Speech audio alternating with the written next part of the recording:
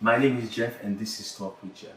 This is actually the very first episode of a brand new show that I'm putting together that will discuss politics, religion, science, social interest, and issues. After long years of creating my portfolio in the education system and the workplace, I think now this is time for me to come out. So the first few minutes of the video, we were having a sound difficulty, so we just missed just a couple minutes. And the first question was actually what was his thought on the assassination of Jovenel Moise. Then I leave that to you to answer. What is your thought on assassinating a president? But we'll continue to the rest of the interview and debate and see how it went. Enjoy. Much.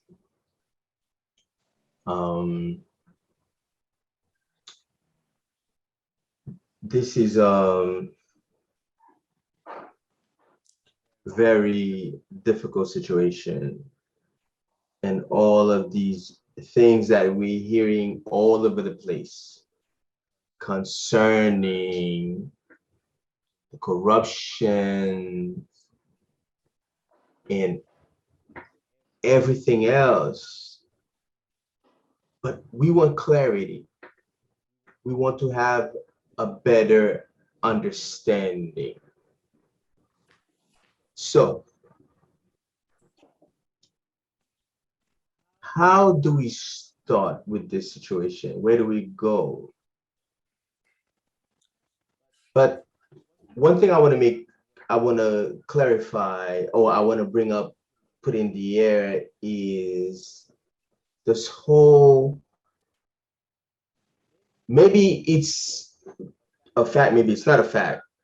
If we're talking about the rich, the bourgeoisie in Haiti that are completely solidly responsible for this act, it could be international coalition that's included due to COVID, because apparently 2 other presidents died alongside with Jovenel Moise because they refused to have to vaccinate their people. And also the Colombians. A lot of Colombians were found into the situation. So what's your thought on this? What's your take on it? All right, Jeff. Allow me to, as I said, I'm going to go switch back Creole, back and forth Creole in English. I'm presque sûr que vous avez une audience créolophone qui a écouté, et je pense que la baisse intéressant, d'autant plus qu'on a parlé du président haïtien, mais que haïtien parmi eux, qui Haïti aussi qui a suivi, et ça qui est États-Unis qui parle créole tout, que ils ont vraiment rentré dans le dialogue ça. Ça veut dire, et côté nous, moi-même, moi pas voulu chita seulement, OK, qui est-ce qui fait? Parce que, premièrement, c'est job, la justice, pour qu'il dise nous qui est-ce qui fait que nous pas capable de spéculer pour nous dire, mais tel monde ou bien mais tel groupe qui fait. Naturellement, il y a un paquet de spéculation. Nous connaissons que Jovenel a une série de discours et il y a quelques éléments dans la bourgeoisie haïtienne qui étaient en face régulièrement. Côté tout, c'est un groupe tout, on frange dans la bourgeoisie haïtienne qui était supporter le tout. OK, c'est-à-dire que ce n'est pas toute bourgeoisie haïtienne qui était contre Jovenel. Jovenel était un bourgeois pâle qui était supporter le tout. Même si tout, il y a un groupe bourgeois tout, que dans le sens, ou du moins à travers action qu'elle dit que la côté contre corruption. Cela veut dire que ça, c'est une théorie. Nous ne connaissons pas. Pour qu'on ait preuve, tout le monde a parlé. Il a parlé de monde qui était contre M. Sécurité, les security guards. The people were asking, where were they? How in the world they have been an attack by a commando, and then none of these guys suffered any injuries. Pas de une balle qui tire, et c'est comme si nous avons son bagage qui fait, surgically. Et monsieur moi, nous pas connaît, ça encore c'est en théorie, c'est en spéculation. Il y a des gens qui parlaient de l'international, communauté internationale qui a rapport à drogue, parce que depuis le temps de Colombie, etc., il y a un stéréotype qui en pile fois lié à tort ou à raison pays ça dans question de drogue. Est-ce que tu as une question de drogue là-dedans? Parce que the quote unquote, I don't like to use that word, mercenaries, they said they were DEA, they were having a DEA operation. Gen moun ki dismiss that altogether. They said, you know what, next sa yo ki yo di ki te vin atake msye yo e le mercenaire yo, se pan ke yo ye, yo pat la vraiment te gon bagay ki beaucoup plus important que ça. Gon groupe qui tue monsieur a te gen tan ale, yo vin rele monsieur, etc. C'est que nous pour connaître tout.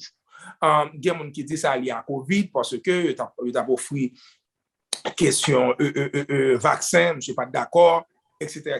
Gen moun qui allait plus loin, qui parlait de relations, nouvelle relation que Jovenel te vin gagner avec Vladimir Putin of Russia, parce que monsieur tal Turquie, monsieur rencontré le président turquien, monsieur t'a cherché dans quelle mesure que l'électricité pour l'électricité en Haïti, c'est un rêve que le gain pour débat pays à l'électricité, et qui pas arrivé fait malheureusement. Il dit que bon rencontre que monsieur t'a fait avec Russia, and then they even speculated that that could be a cause for him to be killed. So we don't know that. We don't know.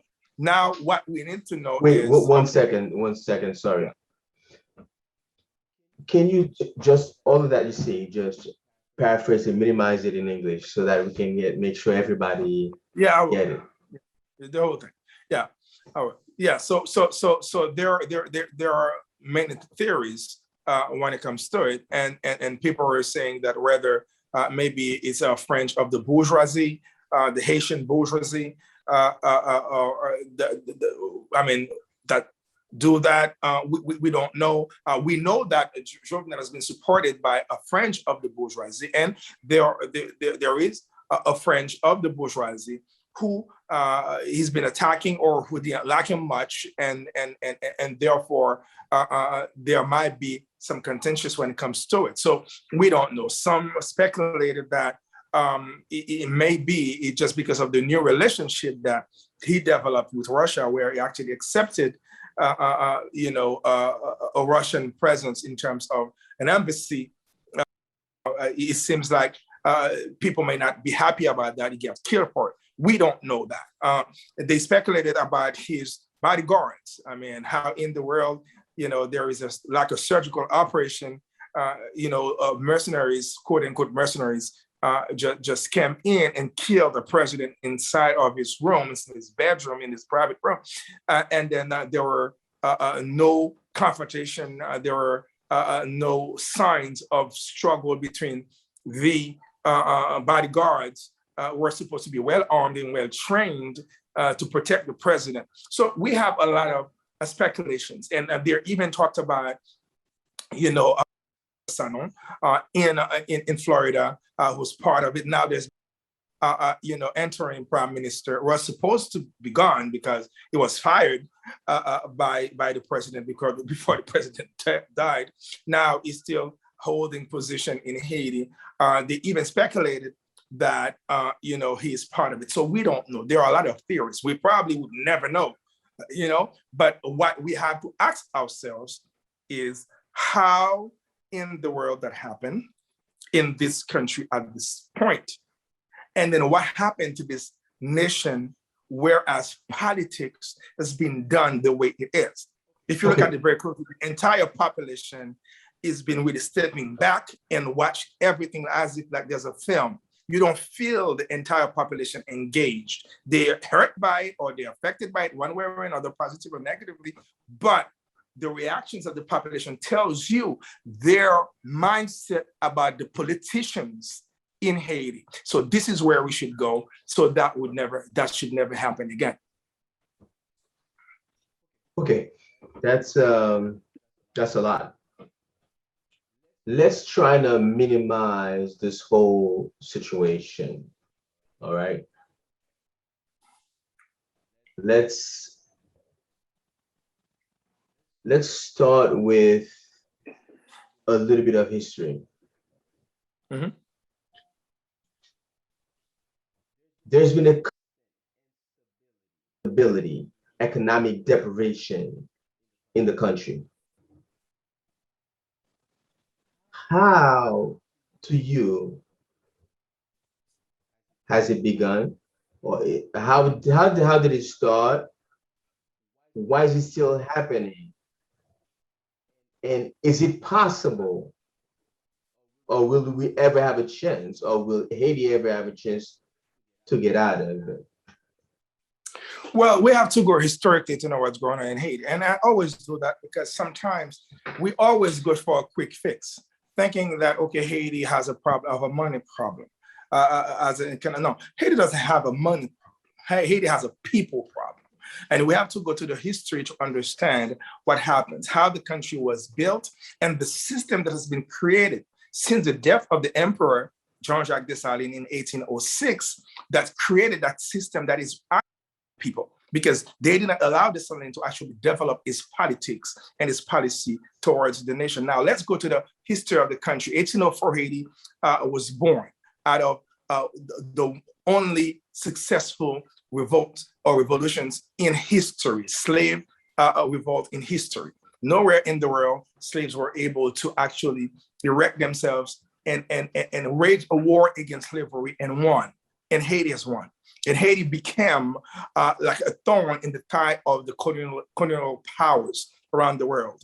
All those major European powers who were slaveholders, their eyes arrived in Haiti. Their eyes focused in Haiti because Haiti was basically the bad child, the scapegoat that nobody's supposed to follow.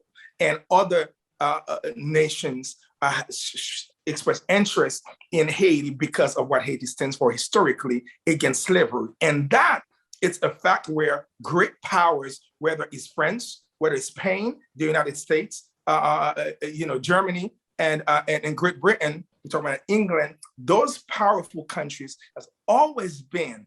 they always have been involved in the Haitian political struggle. They've always been involved in what's going on in Haiti because of the interest of Haiti, because Haiti was the richest French colonies. They used to call Haiti the Pearl of the Antilles because of the wealth of the country, what Haiti produced in the past. So how in the world, during the colonial time, Haiti was very prosperous, it was very rich, and then all of a sudden, Haiti is becoming poor.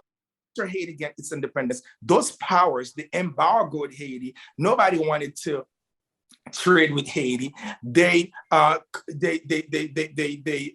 consider Haiti as a pariah state. They didn't recognize Haiti. It took the United States over 30 years to recognize Haiti as a free nation. And not, on top of that, while the young nation just born out of a fight and revolutions, what happened? France, imposed an indemnity where Haiti was supposed to pay back over $12 billion. How in the world, a small country like that, fought and won out of blood? This is war. We won. We kicked your behind, and now you are going to impose on us to pay for us to be recognized as being free. Of course, there are a lot of talks that suggest France supposed to give that money back to Haiti. That's another subject. But yet, the fact remains that Haiti, ever since, from the economic struggle, since they imposed of this indemnity to recognize Haiti's independence. Afterwards, you start having political struggles, and those political instabilities always been fermented from the international community, whether it's the United States, France, Spain. You have countries meddling, because even Frederick Douglass talked about his experience as an emissary and ambassador of the United States to Haiti. Frederick Douglass was in Haiti as an ambassador for many years, came back to Chicago in 1893 and talked about Haiti and defended Haiti. And he mentioned that there were elements in the American society, in American politics, that ferments revolutions, that ferments instability in the country, that injects money and to divide the country and to create instability, political instability for their own personal gain. He mentioned that hasn't stopped ever since. So you always have that, but you have elements also in the Haitian society level that are also cooperating with those foreign elements to destabilize the country. So now you have a system that's been created against the country, and those in power, this has been in power economically. Well, most of them, they are not the African descendant of Haiti. That's why Dessalines been having major problem when he asks, what about my brothers from Africa? Are they going to have anything when it comes to the Haitian wealth? Because after independence, the quote unquote, it's a very pejorative words, terms that the mulattoes, and they even strategically, they fought with Dessalines, but afterwards they erected themselves against Dessalines so they could take all the wealth, because thinking that the land and the wealth were for their fathers, but they forget that the mother were slaves. So all of those things, and ever since the economic power of Haiti hasn't been really controlled. It's been controlled by a group of people, and most of them are European descendant, whether it's from France, England, and afterwards transformed from some elements from the Middle East, whether it's from Syria or some other places, so or Lebanon, Lebanon, for example. So now you have that transformation within the elite, the economic elite, that has been controlled ever since. So now this control and this power remain in place, and this part hasn't been, for the progress of the country, it's been basically retrograde to really install more poverty and misery. Struggle has been ever since until today. Now, okay, wait, before we go any further, telling me that, okay, these outside people that are in the country now are causing the problem, but how do we defeat them?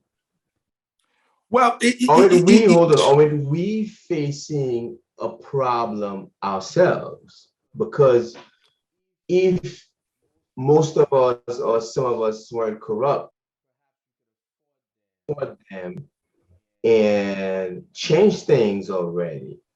So what's your thought on that? Well, the thing here is, I wouldn't say how do we defeat them. We need to defeat the idea and the system that has been installed against the entire nation. Because what's happening here is, if in the United States, we didn't have a system that is strong enough, so when somebody stole money, whatever it is, the system is strong enough, the institutions are strong enough to correct that, the United States would be destroyed. Even with a strong system, you find elements that are using the system and still have corruptions. You have corruptions in the United States. You have people, you have a small group of people, and Bernie Sanders sometimes talking about the 2%. How do you minimize it? What you do, and this is where I'm coming from. What you do, you have to establish a strong system of balance and control, strong institutions with laws that could be reinforced, that are reinforceable laws. So this could be applicable across the line, because what's happening here is, as long as the system is weak, as long as you have the wrong people in the wrong place doing the wrong thing, as long as you have elements in the state, in the government, that are also controlled by those in power, then you have a major problem.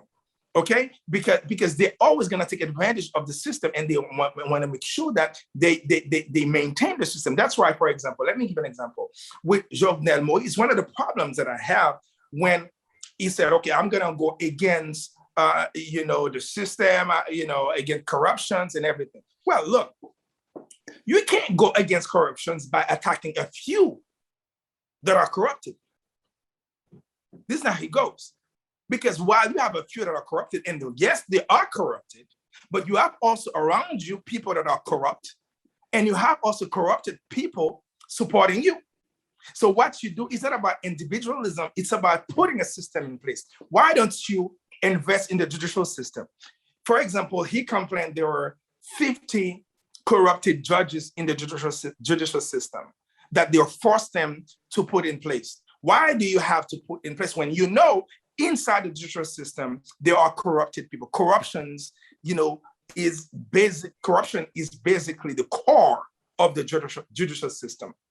Okay, so now you have to break that judicial system, bring clean, competent and people with integrity within the system. You put laws in place that check and balance. If a judge did something wrong, he could be punished. You pay them well and you provide security for them and their family and the independence to do their job. We enforce ELCC, which is the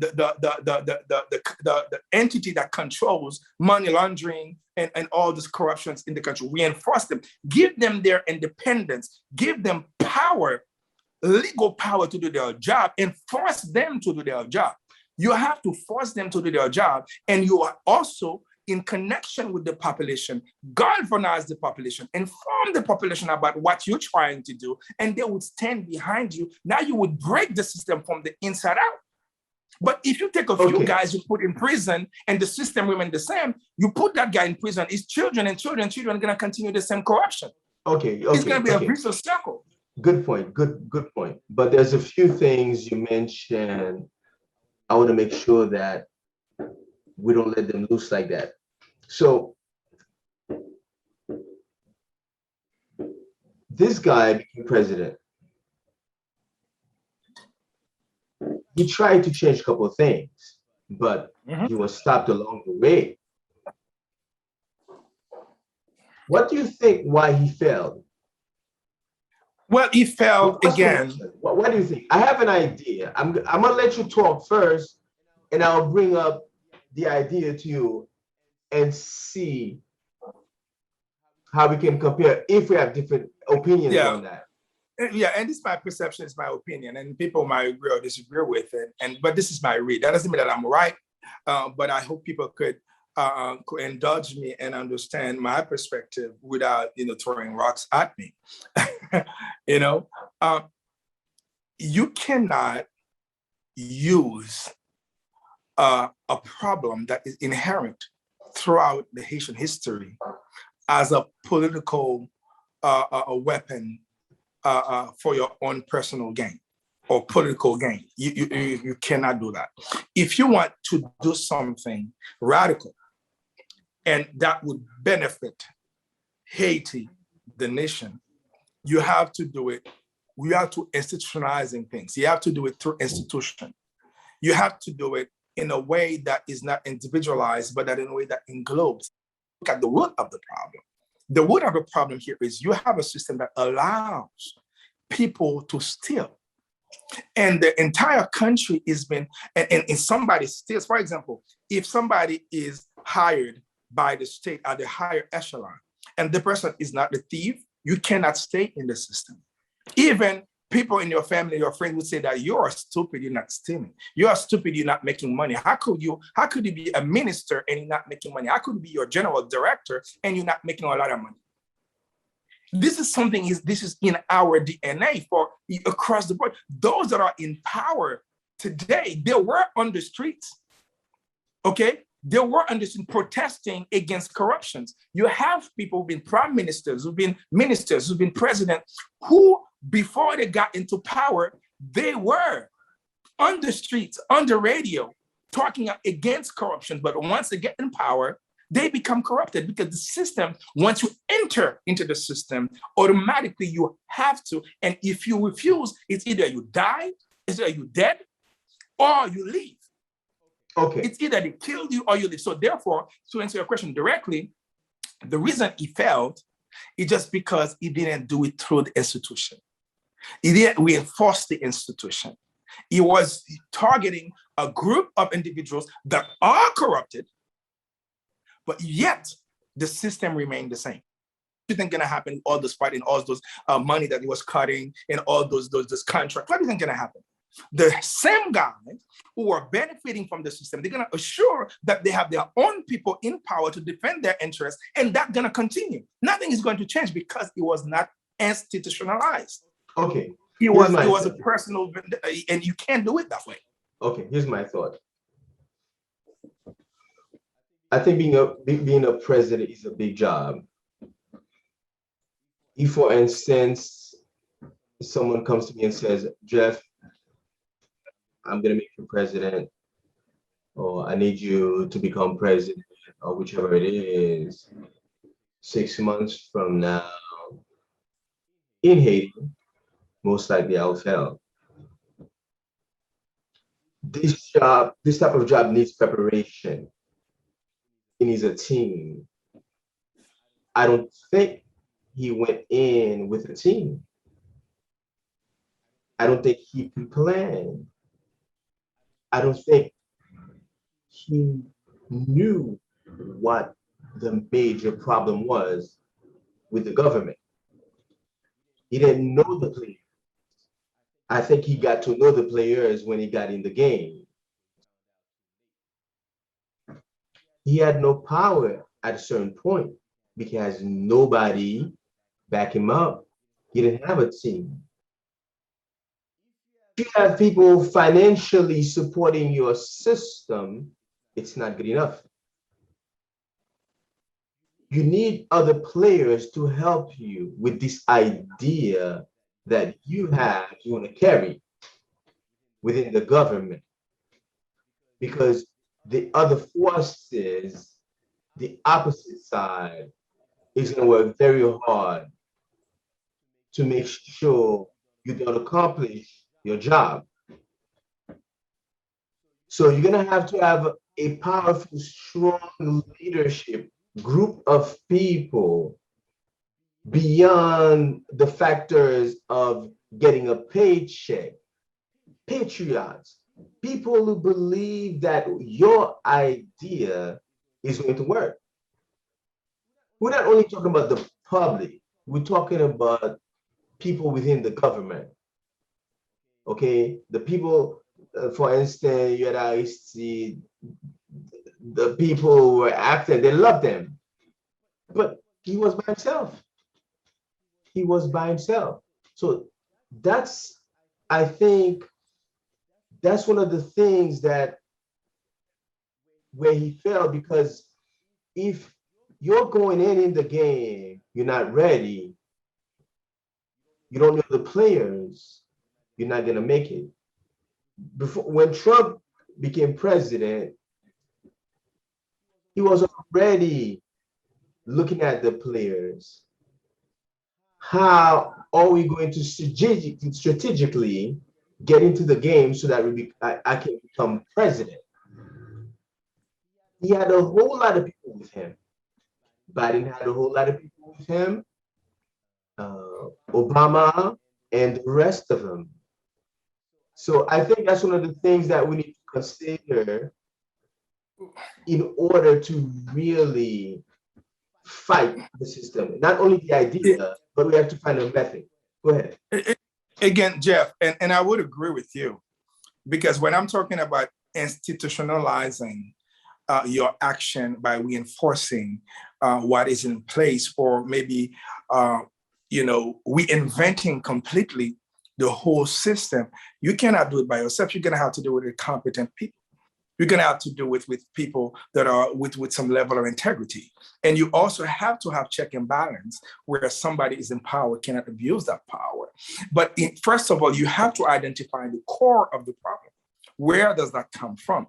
Does that give you way to do things and get away with it? If you are in the state and you steal money, the impunity is right there.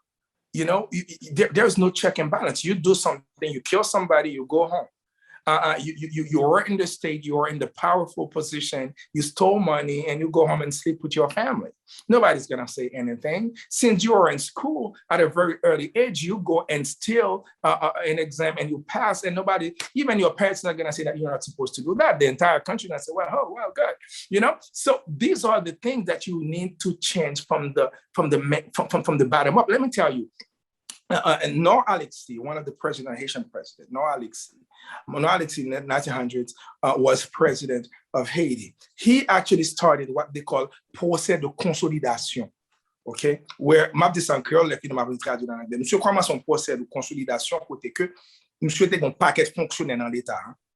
Monsieur joint, il fait investigation, il joint, ça a volé l'argent, il corrompu. Monsieur fait un procès, grand pile là, mettre en prison. Est-ce qu'on est tout le monde que monsieur était accusé de mettre en prison pour voler, pour corruption, tout le président pays? Tout le monde savait le président des États et Haïti. Tout ça fait ça là, expliquez-moi. Ça fait ça, c'est parce que ou pas qu'à faire une transformation comme ça, côté que le système n'a permet de ça surgir, ils monté au créneau, ils arrivé président. On n'est pas accusé pour venir président, comme voler, pendant que il a accusé de voler, il y a un dossier sous lui, il a posé candidature pour venir président, et puis il a venir président. Ma bonne, c'est très simple. Pas trop longtemps de ça, tu as un sénateur ou bien député, un député d'après l'histoire, qui était accusé de voler en bagage, monsieur dans prison, pendant la prison en Haïti, moun yo al voté pour monsieur gagne élection, yo retire la prison, yo mette dans la chambre. Comment on peut faire un système comme ça? Faut qu'on assure que ou changer fondamental dans le système, dans penser moun, parce que pour changer penser moun, faut que ou gagne loi pour renforcer. If you're speeding, you know that you're speeding every day. You get away with it. And one day a cop just cut you.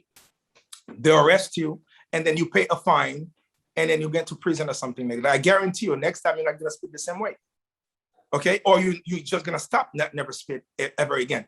They change your behavior. They change your mentality because the laws are being reinforced. But you have to have people to do that. You have to have institutions to do that. You have to have credible individuals, but also capable one, because a lot of times people that are in power in Haiti, they are not competent. C'est son tante, son cousin, son cousine qui mettait dans job là. En plus, là, nèg yo gen de acheter job là. On connaît mon acheter job en Haïti. Sous directeur général ou paye un cob pour un nèg bon job là, alors fini pour aller travailler pour mettre cob là. C'est que the corruptions in Haiti is across the board. It's not only at the government level, at every level in Haiti you have corruption. So you have to change the whole thing. The whole thing. Well, okay. So you kind of like talking about the same thing, and I agree with you. We are talking the same thing. I'm just corroborating what you're saying. In order to become president, you cannot just, when you go ahead and try to buy it, somebody try to give it to you, this is where the mistakes happen. But this is how it happens. There has to be some kind of a preparation. And I think the preparation has to be at least 2 years, knowing what you're doing, how you're going to get in the game. And like I said before, the major problem you have, the country is facing at the moment, and how you're going to face it. And we know for it is corruption.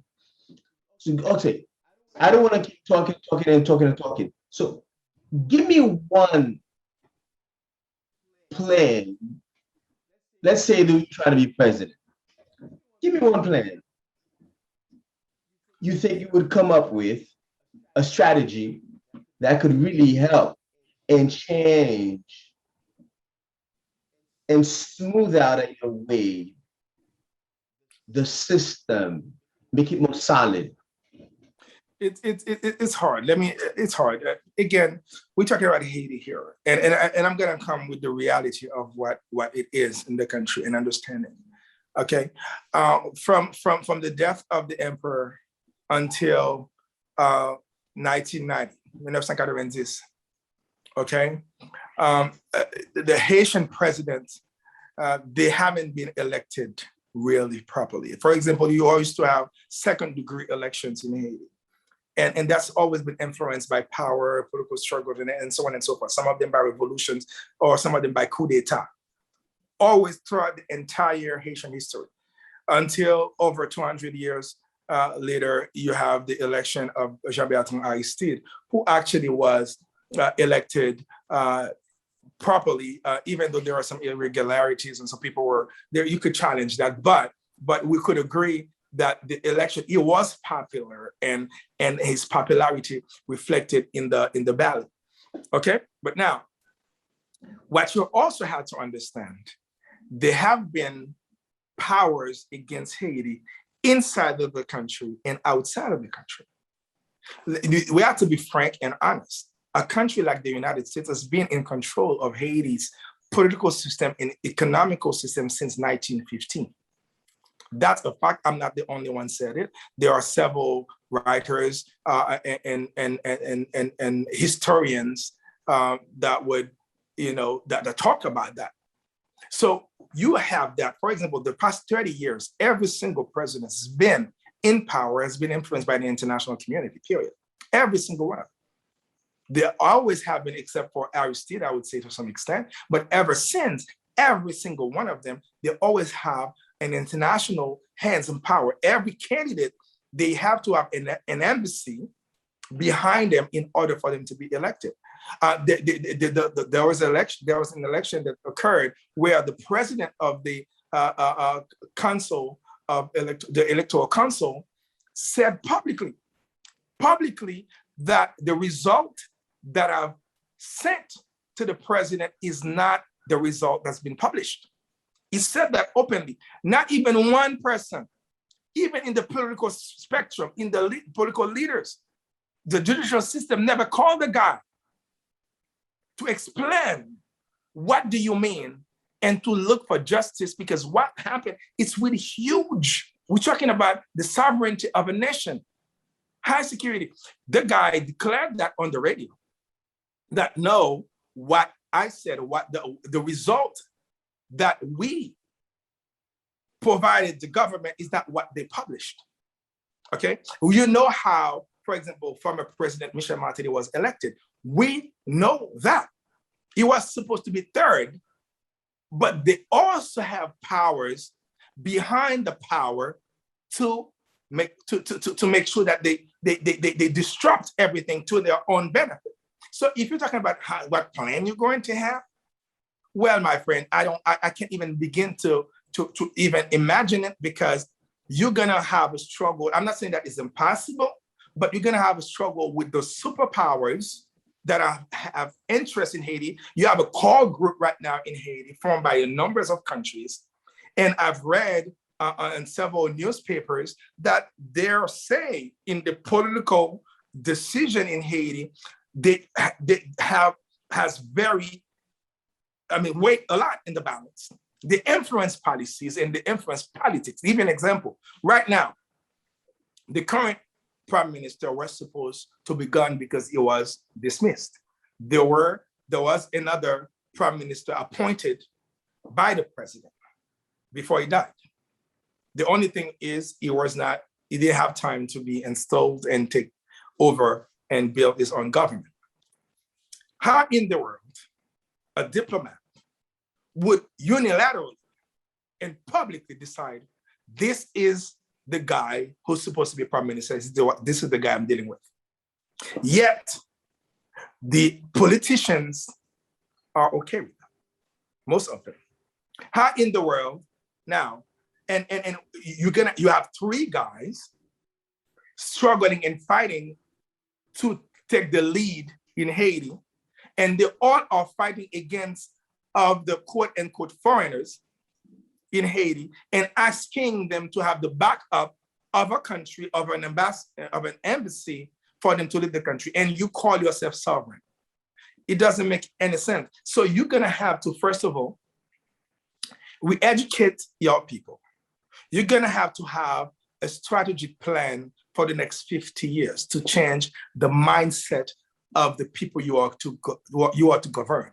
When you empower the people, they are the one who's going to force for change that you need, you desire. If you cannot talk about democracy where 80% of your population cannot read or write.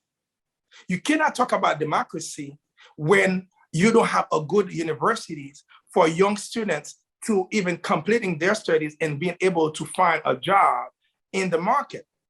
So you have a major problem with that concept that is so sophisticated where your people have no idea how that works. So you're gonna have to start there. You're gonna have to start with your education, empowering, have the people take appropriation of the country, because we haven't owned the country. The Haitian people doesn't feel that they have the ownership of the country. We are transiting from Haiti to elsewhere. We are formed. Our educational system built us to be great functioners in other countries, but not in our own countries. We don't know the history of our country. We don't know the literature of our country. Our values are being, fled. What makes us a country, a nation? We lost that. Our cultural identity has been gone. You cannot do that. Regardless of how you're going to go about it, you have to start with the people. Okay, great point. You talked about the outside countries, friends, the United States involved, and in oppressing or suppressing, I don't know what the word is exactly. My take on it, it has to do with immigration, one of the reasons. And also it has to do with power. But immigration is because, let's imagine that Haiti is doing well, Cuba is doing well, a lot of these other Caribbean islands are doing well. What will happen to Miami, New York, and all of these overpopulated places with immigrants in the United States or France? They'll probably be gone. And I think that's one of the ways to manage immigration in America and France. And in addition to power, it's for the sole purpose of letting others understand that if you work against us, then you are an enemy. You want to be free? Then you will be free, but you will be on your own. So you also mentioned, I think you mentioned about Haitian democracy. So what, is there such a thing? If you want Haiti to do well, do you think there could be democracy? Yes, but not an imported democracy, not a democracy, that doesn't consider the history of the country, the culture of the country, the mentality of the people. You cannot have that. You cannot take a form of democracy from another country and implement it here in Haiti. The Western democracy is different than perhaps some of the Middle East form of democracy or from some of the Eastern Europe democracy. You cannot implement what's going on in Bulgaria here in the United States. For example, if you look at electoral system, you cannot have that electoral system in Haiti, for example, because you have what you call the college, the electoral college, and you have the people. In other words, there always have been a group of people making the last decision when it comes to the election of the United States. People actually participating, but the core of the decision has been basically done by a group of individuals that we elect to choose the president for us. This is the American democracy, and it works for the United States of America. But you cannot have the same system here, and you're gonna take it verbatim and implement in Haiti. So yes, democracy could happen in Haiti, but we have to understand this is a country that's been ostracized, that's been colonized. This is a group of people that never had a chance to thrive on their own. The Haiti has always been forced and influenced and bullied by superpowers, by other countries. Okay. We never been the masters of our own destiny. So we would have to define our own democracy based on our history, the mentality of the people, and the reality that we're facing on a daily basis. Okay, so you're saying that democracy based on the social factors and intellectual factor that we influence the country. Okay, there's another thing that we hear all the time because Haiti's gone through so much. So they'll say that population peuple sauvage. How do you feel about the people? I the rebuke people of that. Haiti. I rebuke that. I rebuke that fully, that Haiti, the people of Haiti is sauvage. No, these are the most peaceful people you could possibly imagine. Yes, these are the most peaceful people you possibly imagine. Too peaceful at times. What's happening in Haiti here is, remember I mentioned to you, these are a group of people that has been ostracized, that have been kept in the dark, whether through education or economically. When you have a group of people that been living in precarity in such an extent, they become vulnerable to the influence of politicians inside or outside of the country. It's sometimes when people are living without hope, they take hopeless actions. That happens in every single nation on earth.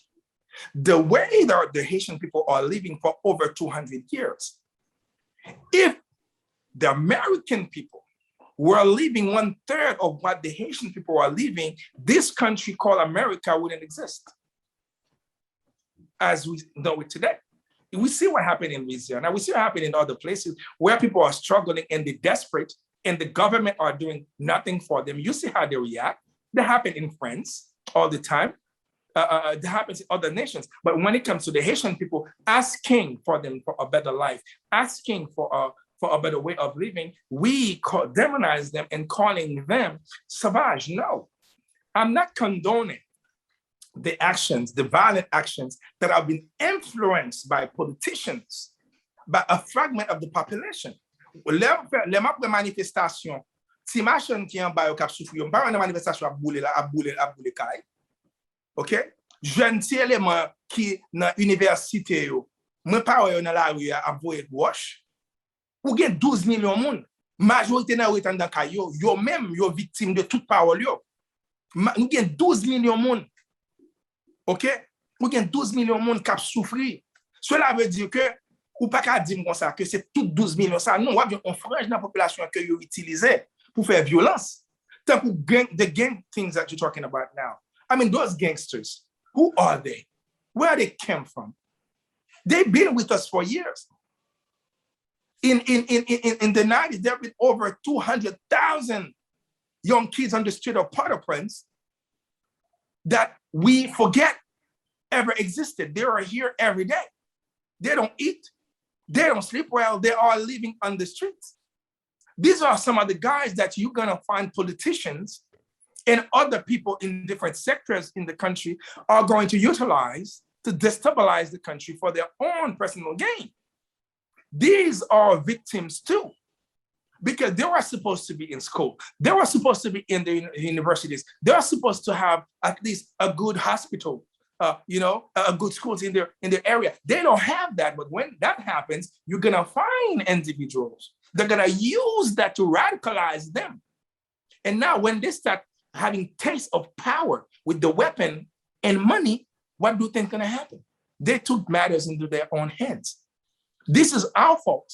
This is the fault of those who could have done something, but never did, but utilized them to do what they are doing now. So I don't think the Asian, let me give you quickly something. You have 12 million people. Do you know how many people you have in the Haitian National Police? About 10 to 12,000 for 12 million. 12,000, okay. Now, numbers of police officers don't usually know. Now you tell me how many police officers you have for Manhattan only. Now you tell me how many police officers you have for Manhattan only. Okay? So now if you're talking about people being savage or being violent, no, Haiti is the least of them. What's happening here now, they are strictly political. People are using those violent for political purpose. They weaponize gangs. They weaponize the population, a fringe of the populations that are very vulnerable for their own personal gain. That's what happened. All right, thank you. So we are already up to 57 minutes right now, and I think this conversation can go for so long. Oh, absolutely. And I guess two questions I have. I have a statement to make as well. I think that the assassination of the president, no matter a president of a nation, no matter where he stood, it's an attack on the culture, on the country, on each and every individual, every Haitian. And it's a big deal. And I hope that don't look at only those who came out to commit this act, but I hope they find the mastermind. Well, you think they'll ever find him? Well, that's a good question. I doubt the real criminal would be found. I doubt it, and it's especially, and it's sad to say. It's sad to say because I'm listening to some leaders and some other individuals saying that the investigation is not supposed to be led by Haitians, by the Haitian judicial system. That shows the level of mistrust within ourselves. That shows the level of mistrust within our own system, our own institutions. You know, we don't trust each other because we've been basically hurting each other throughout our entire history. So therefore, I doubt that you will find a good outcome. You're gonna find the real, characters behind the scene. But what I hope to happen is if we as people, especially the silent majority, especially people like you and I, the professionals, those who are capable, but those of us who haven't been corrupted and tainted, could get out of their silence and demand to take appropriation of their own country. We have to appropriate ourselves to the country. They kick us out. We are foreigners in our own countries. I'm not talking about because we live outside of the country. People living in Haiti are foreigners in their own land. There are places they cannot go. There are schools their kids cannot get into. There are markets that they cannot afford to even step foot in. There are certain places in restaurants, depending on who you are, the color of your skin, the shades of your skin, whether you can have a welcome or not. These are the reality of the society. Maybe, just maybe, we could take advantage of what happened to press this restart button.